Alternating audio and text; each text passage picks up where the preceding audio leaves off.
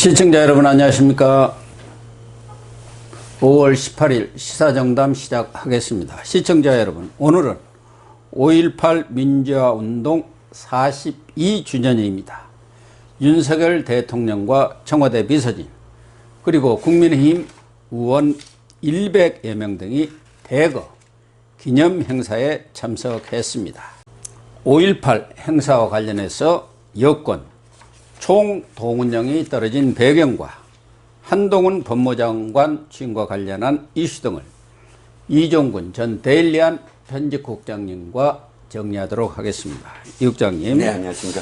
오늘 광주에 네. 여권이 총 직결을 했습니다. 네. 아마 아침 일찍 KTX편으로 광주에 내려갔는데 윤석열 대통령발 사진 정책입니까?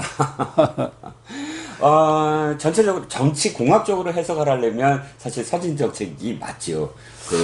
원래 김종인 그렇죠. 전 비대위원장이 그런 용어를 나서서, 썼죠. 사진이라고 썼고 직접 나서서 또 무릎 꿇고 사과도 하고 하는 행동을 보였고요. 저는 처음으로 있는 일이다. 뭐냐면 대통령이 자기 진영의 당한테 함께 가자라고 요구한 것도 처음이다. 그렇죠. 사실 그건 이 상황상 있을 수 없는 일인 게 옛날에 김영삼 대통령, 김대중 대통령은 당 총재였잖아요.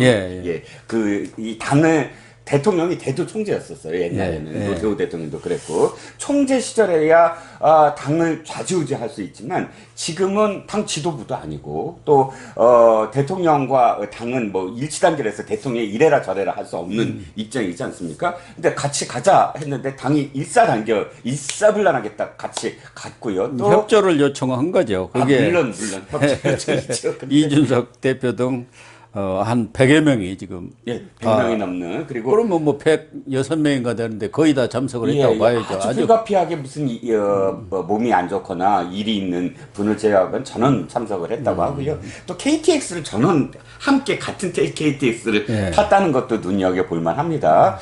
이건 딱 제가 뭐가 떠오르냐면 딱 5년 전이 떠올라요. 5년 전 때 문재인이 딱 그 대통령 되자마자 5.18 8일 후였잖아요. 5월 10일 날 대통령이고 그렇죠. 8일 후에 딱 이 5.18 기념식에서 야당을 아주 조목조목 조롱하고 거의 막 면박을 줬거든요. 그 당시에 이유는 5.18의 정신을 훼손했다. 즉 박근혜 이명박 때 임을 위한 행진곡 같은 걸 부르지 못하게 하고 이런 것들로 인해서 보수 정권이 얼마나 5.18 정권을 훼손했는가에 대해서 비난을 하면서 기념사를 시작을 했거든요. 그 당시는 끽소리 못했습니다.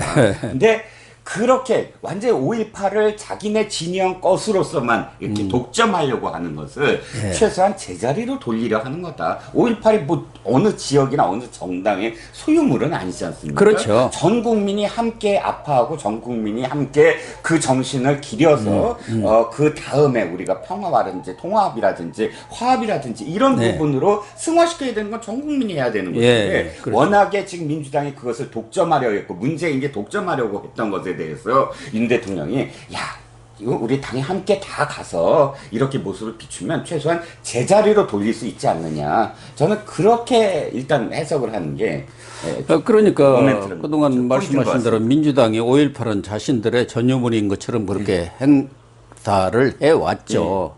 행동을 해왔는데 윤석열 대통령도 지난 대선 경선 때부터 경선 그리고 대선 과정에서 5.18 정신은 자유민주주의를 지키자고 하는 숭고한 정신으로 국민 전체가 공유해도 손색이 없다.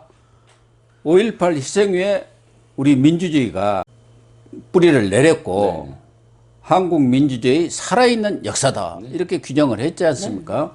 물론 그 과정에서 전두환 발언이라든가 개사과 논란으로 상당히 곤욕을 치르기는 했습니다만은 칭송이 있다기보다는 김재익 경제수석을 잘 뽑았다. 그 사람이 물가를 잘 잡았다. 이 얘기를 한 거죠.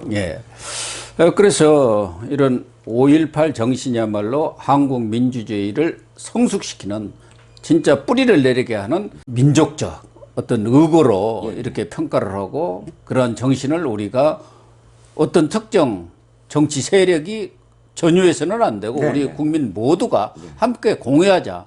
그런 차원에서 지금 청와대 비서진뿐만 아니라 네. 국민의힘 의원들까지도 협조를 구해서 지금 대거 참석해서 이렇게 지금 내려간 것 아니겠습니까? 그래서 그게 이제 궁극적으로는 국민 통합으로 나가는 그러한 어떤 큰 전기 내지는 디딤돌로 삼으려 하는 것이다. 이게 이제 기본적인 여권 쪽에서 나오는 해석 아니겠습니까? 네, 그렇죠. 예. 그러나 또 6일 지방선거를 앞두고 있는 그런 시점이기 때문에 물론 그 취지는 5.18 정신에 대한 선양이랄까 그걸 같이 공유하는 그렇습니다. 거기에 같이 그 정신을 기리는 그런 측면이 있지만 아무래도 뭐 호남에서 승리할 가능성은 지방선거에서 광역단체장에 당선될 가능성은 없지만 호남에서 지지율도 많이 올라올 수 그렇죠. 있는 것이고 그리고 결국 호남은 전국적으로 뻗어 있습니다. 예, 그렇죠. 전국적으로 어떤 이슈를 지금 메이킹하는 과정이라고 봐요. 예. 자, 교수님도 기억하시겠지만 취임사의 통합이라는 말 없다고 민주당이 얼마나 뭐 씹어댔습니까? 예, 그렇죠. 그런데 통합은 말로 하는 것이 아니라 행동으로 보여주는 것이다. 예. 바로 지금 5.18에 온 그 청와대 비서진까지 총동원령을 내려서 함께 내려가서 통합의 메시지를 함께 한다는 것. 이게 취임사의 통합 35번 들어간 것보다 훨씬 더 임팩트가 크지 않겠습니까? 그렇죠. 예. 그러니까 그런 의미, 일단 민주당 굉장히 당황했어요. 보니까. 그렇죠. 민주당이 완전히 당황해버렸습니다. 그래서 모든 자기네들이 뭔가 더 무엇인가를 한다는 걸 지금 보이기 위해서 어저께 전원 다 내려가서 전야제를 전원 다 참석을 하고 우리는 1박 2일 한다. 너네는 아침에 같이 뭐 그런 식의 지금 청와대도 시민사회에서 전날 내려갔지 않습니까?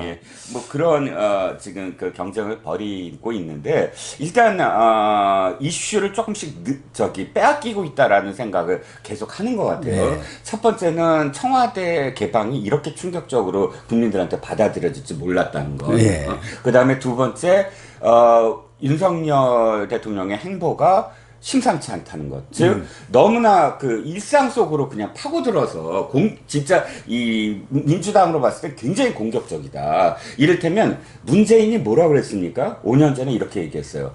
난 퇴근할 때 뭐 시장에 들러서 국민들과 소주 한잔 하겠다. 그렇죠. 이 얘기를 했잖아요. 근데 자신은 안 지켰어요. 자신은 구중궁궐 속에서 기자들도 안 만나고 뭘 하는지 전혀 모르고 5년을 보냈습니다. 그런데 윤석열은 말로가 아니라 행동으로 지금 보여주고 있어요. 그러니까 국민 속으로 바로 들어가고 기자들하고도 우리 뭐 영어로 오면은 도어 스태핑이라고 하지 않습니까? 기자들이 일본어는 부가사활인가요? 그렇게 해서 일본 총리가 매번 출근 때마다 하는 기자들이 물고 늘어진다 했어요.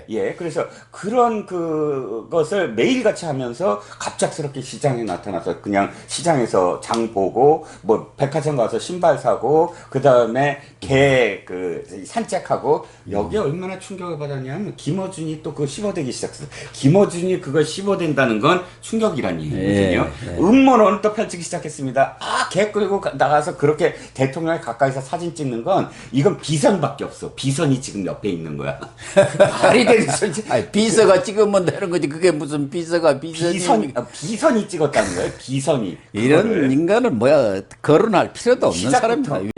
결론적으로 말씀드리면 그래서 오늘까지 오늘은 5.18 행보까지 윤석열은 지금 타이밍을 먼저 가져가고 있다. 이슈를 만들고 끌고 가고 있다. 이슈 메이킹을 잘합니다. 그래서 지금 민주당이 당혹해하는 건 한동훈 법무장관 청문회도 완전히 개판이 됐고 여론이 점점 자기네들이 이끌 수 없는 상황. 비판하는데 그 비판이 안 먹히고 있는 상황. 이런 것들이 여론조사로 나타나서 국민의힘이 최초로 50%가 넘는 지지율의 여론조사도 지금 나오고 있지 않습니까? 윤석열 지지율도 지금 전에 40대 초반에서 50%로 52%를 돌파를 했죠. 그래서 뭐 조만간 60%도 이렇게 돌파하지 않겠나 이렇게 보여지는데 뭐 6일 지방선거에서 상당히 이렇게 격전을 치르고 있는 아주 박빙선거전을 치르고 있는 곳이 여러 곳 되기 때문에 오늘 광주에 내려간 이런 행보가. 행보가 예. 6.1 지방선거에 긍정적인 효과를 미칠 것은 뭐 뻔한 것 아니겠습니까? 뭐 그걸 노리고 내려간 것은 아니라고 하더라도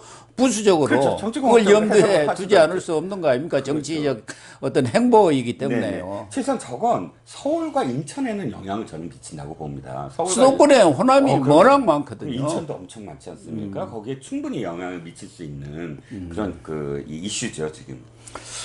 또 그동안은 늘 임을 위한 행진곡을 합창이냐 재창이냐 가지고 그렇게 싸웠지 않습니까? 예. 그런데 뭐 아주 대통령부터 재창으로 해가지고 이렇게 부르겠다는 끝. 지금 오늘 다 부르고 있는 거 아닙니까? 예. 논란을 그냥 끝내는 완전히 거죠. 끝내버린 거예요. 예, 예. 지금 뭐 취임사를 막 윤석열 대통령이 지금 취임사를 끝내고 자기 자리로 돌아오고 있습니다. 지금 막 취임사 끝난 상황입니다. 지금 예. 저희들이 녹화하는 중간에 TV를 틀어놓고 지금 보고는 있습니다. 지금 막 취임 후 5.18 기념식에 참석해서 기념사를 마친 것 같습니다. 네. 아직 나오지는 않고 있는데 또 하나 지금 윤석열 대통령이 늘 얘기했던 게 헌법 전문에 네네. 5.18 정신을 넣도록 하겠다. 그러나 이제 헌법 전문에 넣는 것은 헌법이 개정되는 것을 전제로 하는 것이지 그렇죠. 그냥 뭐 넣을 수는 없는 거기 때문에 과연 개헌이 언제 이루어질지는 알 수는 없습니다만은 사실은 이 전문에 넣는 것 가지고도 논란은 좀 있었던 것이 사실인데 현재 전문에는 딱 두 개 사건이 들어가 있습니다. 그렇죠. 3.1 운동으로고 4.19하고. 4.19하고 예, 예. 그리고 이런 3.1 운동이나 4.19는 역사적 평가가 이제 완전히 내려진 끝난 거고요. 사안이고 다만 5.18도 역사적 평가가 거의 내려지기는 했습니다만 아직도 그 진상규명특별법이 발동이 돼갖고 진상규명을 하고 있어요. 예, 예. 물론 박지원 전 국정원장까지도 이제 5.18 진상은 거의 다 밝혀졌다 이렇게 얘기를 하지만 아직도 밝혀지지 않은 부분들도 있고 또 학자들 간에 논란을 빚는 부분들도 있으니까 뭐 당장 헌법 전문에 들어갈 수는 없다고 하더라도 이런 부분들이 마무리가 돼야 어떤 역사적 평가가 내려지는 것 아니냐 네네. 그런 의견들도 일부에서는 있거든요. 네네. 그런데 어쨌든 대통령의 입장은 헌법 전문에 포함되어야 된다라는 입장 표명을 했고 그 다음 순서가 이제 국회죠. 국회가 이 원포인트 이것만을 위해서 원포인트 국회를 할 수는 없지 않겠습니까? 물론이죠. 뭐 권력구조 개편이나 혹은 아직도 우리가 그 헌법과 이 시대 상황을 반영하지 못한 부분이 지방자치단체 관련된 부분이에요. 87년 때는 지방자치단체 이 전국 동시선거가 제대로 이루어지지 않았던 어떤 상황이기 때문에 거기에 준해서 헌법이 또 바뀌어야 되는 상황, 또 4차 산업혁명에 또 맞는 상황, 또 영토와 관련된 상황 이런 부분들이 사실은 너무나 오랫동안 누적이 되어 왔기 때문에 이 모든 것들을 함께 수기를 하는 그런 과정이 분명히 필요할 겁니다. 또 하나는 그동안 40여 년간 5.18을 두고 논란을 많이 빚어왔고 5.18에 대한 폄훼, 왜곡이 주로 보수층에서만 일어났지 않습니까? 5.18과 관련해서 뭐 일부 보수층 인사는 북한군의 폭동이다. 뭐 일개대대 무슨 500명인가 무슨 몇 명이 내려왔다 이런 얘기도 있고 특히 유공자 이런 문제와 관련해서 괴물 집단이다 이런 얘기까지 하면서 폄훼를 했는데 이제 윤석열 정권이 들어서면서 그러한 문제들은 해소가 되겠죠. 그럼요. 이제 좀 정리가 돼야 되겠죠. 그러니까 지만원 씨가 주장하는 아예 뭐 사진을 다 공개하면서 이 사람들은 다 북한군이다라고 했을 때 거기에 제가 아는 김정아 씨 그러니까 탈북 여성 장교 그분이 그분이 마치 뭐 북한군 5.18 때 참여한 북한군이다라고 주장을 해서 직접 기자회견도 하지 않았습니까? 내가 그때 나이가 몇 살인지 아느냐. 그러니까 애들 뭐 대여섯살 먹었는데 그게 김정아라고 한 거 아닙니까? 그렇죠. 그리고 또 최근 들어서 왜 이 5.18 당시에 시민군 얼굴 크게 났고 그 옆에 이 시민군 얼굴, 그 얼굴의 주인공이 또 나타났어요. 이 사람이 북한군이라고 또 지만원 씨가 주장했던 사람인데 그 사람이 이 사람이 나다라고 또 나타났고 좀 과학 모든 주장은 과학과 정말 진실에 근거를 해서 주장을 해야 되는데 예. 무모하게 지금 이 근거도 제대로 안 되는 걸 갖고 무모한 어떤 주장을 해왔기 때문에 더군다나 국민 대다수가 그것을 받아들이지 못하는 어떤 상황이 되어왔죠. 뭐 5.18 관련해서 일부 그런 5.18 단체라든가 또 정치 세력이 전유물화했다 이런 얘기도 했는데 사실은 이 5.18을 정치적으로 이용한 측면도 없지 않았었거든요. 네. 이런 부분들도 이제는 해소가 되어야 하고 정말 5.18이 자유민주주의를 지키는 숭고한 그런 투쟁이었다. 또 그 5.18을 통해서 우리 한국 민주주의가 오늘날 세계적인 그런 선진국으로 진입할 수 있는 그런 토대를 만들었다. 이런 점에 대해서 오늘 42주년을 기해서 좀 우리 국민들이란가 시청자들도 인식을 좀 다시 한번 해줬으면 하는 생각입니다. 네네. 저도 역사적 사건이라는 건 이미 사람들이 다 공유하고 하면 한 걸음 더 나가야 되잖아요. 예. 자꾸 퇴보로 하면 안 되죠. 지금은 이 한 걸음, 두 걸음 앞으로 계속 전진해야 되는 그런 시점이라고 저는 생각을 합니다. 네, 그렇습니다. 일단 그 문제는 이렇게 정리를 하도록 하겠습니다.